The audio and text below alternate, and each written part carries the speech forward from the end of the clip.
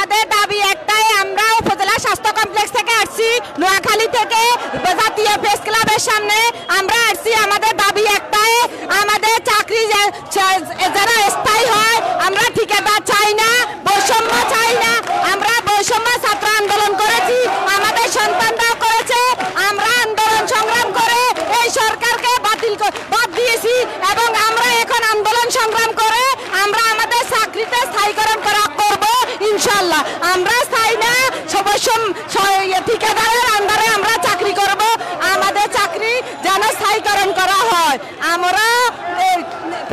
আমরা চাই প্রত্যেকটা সরকারের প্রতিষ্ঠান থেকে যে প্রতিষ্ঠানে আছে সেই প্রতিষ্ঠান থেকে প্রতিষ্ঠানের প্রদানের মাধ্যমে আমাদের চাকরিটা বহাল করা হোক।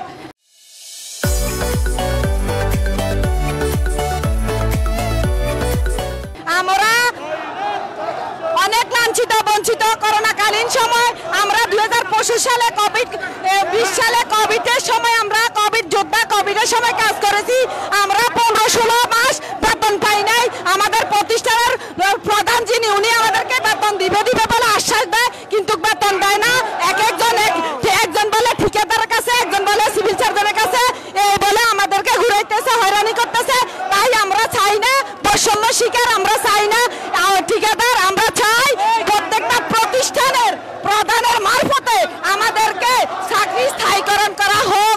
আমরা এই বলে আমি আমার বক্তব্য শেষ করছি। আমাদের দাবি, আমরা 22 তারিখে শান্তিপূর্ণ আন্দোলন করছি। আমাদের উপর প্রশাসন লাঠিচার্জ করেছে, জল কামান মারছে, আমরা আহত। আমার ভাই বোনেরা সবাই আইসিইউতে ভর্তি আছে, তাদের অনেক আহত হয়েছে, আমরা নিজেরা আহত হয়েছি। আমরা মুগদা মেডিকেল থেকে আসছি, 206 জনের চাকরি নাই। এই 206 জনের সকালবেলা খাটায় দুপুরবেলা না করে দিচ্ছে পরিচালক, আমাদেরকে মৌখিকভাবে না করছে। আমরা চাকরি আদায়ের জন্য, চাকরি পূর্ণ বহলের জন্য আজকে 27 দিন ধরে মাঠে মাঠে ঘুরতেছি, আমাদের চাকরি চাই, চাকরি পূর্ণ বহল চাই, সরকারি প্রশাসনের চাকরি করতে চাই, প্রশাসনের আন্ডারে থাকতে চাই। আমরা কোনো দালাল দাসপ্রথা চাই না।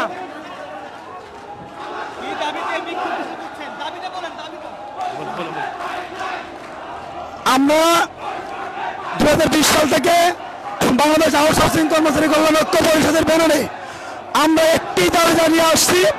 আমাদের দাবি হচ্ছে দেশের সকল সরকারি, আধা সরকারি, স্বায়ত্তশাসিত প্রতিষ্ঠান, এই প্রতিষ্ঠানগুলোতে আউটসোর্সিং ভিত্তিতে যে সকল কর্মকর্তা কর্মচারী দৈনিক ভিত্তিতে এবং প্রকল্প ভিত্তিতে যারা নিয়োজিত আছে তাদেরকে ঠিকাদারি প্রথার মাধ্যমে আসলে নিয়োগ দেওয়া হয়।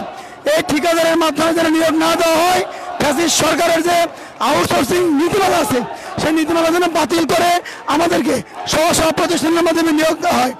এই দাবিতে আমরা 2020 সাল থেকে আমরা এই রাজপথে আন্দোলন করে আসছি। আজকে তারই ধারাবাহিকতায় আমরা আমাদের এই শান্তিপূর্ণ সমাবেশ থেকে আমরা দাবি করছি যে আমাদের দাবিটি যেন সরকার দ্রুত সময়ের মধ্যে মেনে নেন। আর যদি সরকার আমাদের দাবি মেনে না নেয় তাহলে আমাদের চলমান আন্দোলন আগামী দিনেও অব্যাহত থাকবে।